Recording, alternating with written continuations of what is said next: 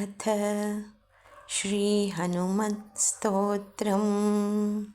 अञ्जनातनयं वीरं रामसेवापरायणं सुग्रीवसचिवं वन्दे सुखोत्तीर्णमहोदधिं गोष्पदीकृतवाराशिं मशकीकृतराक्षसं रामायणमहामाला रत्नं वन्दे नीलात्मजम् अञ्जनानन्दनं वीरं जानकीशोकनाशनं कपीशमक्षहन्तारं वन्दे लङ्काभयङ्करम् उल्लङ्घ्य सलिलं यः शोकवह्निं जनकात्मजायाः आदाय तेनैव ददाह लङ्कां नमामि तं प्राञ्जलिराञ्जनेयम् आञ्जनेयमतिपाटलाननं काञ्चनाद्रिकमनीयविग्रहं पारिजाततरुमूलवासिनं भावयामि पवमाननन्दनम् यत्र यत्र रघुनाथकीर्तनं तत्र तत्र कृतमस्तकाञ्जलिं बाष्पवारि परिपूर्णलोचनं मारुतिं नमराक्षसान्तकम्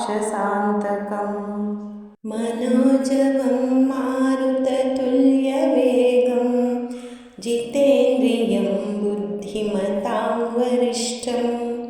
वातात्मजं वानरयूथमुख्यं श्रीरामदूतं शिरसा नमामि बुद्धिर्बलं यशोधैर्यं निर्भयत्वम् अरोगता अजाड्यं वाक्पटुत्वं च हनुमत्स्मरणात् भवेत्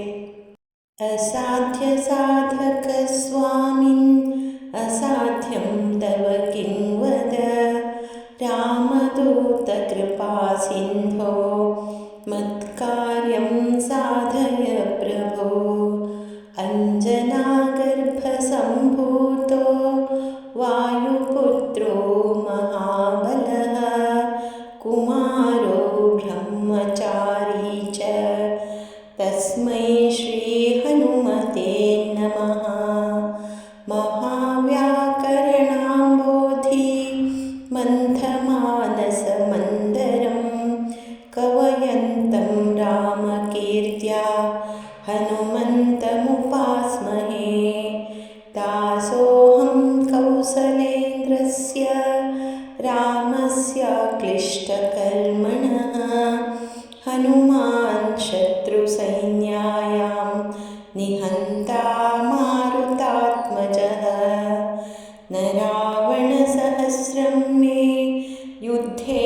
प्रतिबलं भवेत् शिलाभिस्तु प्रहरतः पादपैश्च सहस्रतः इति श्रीहनुमत्स्तोत्रं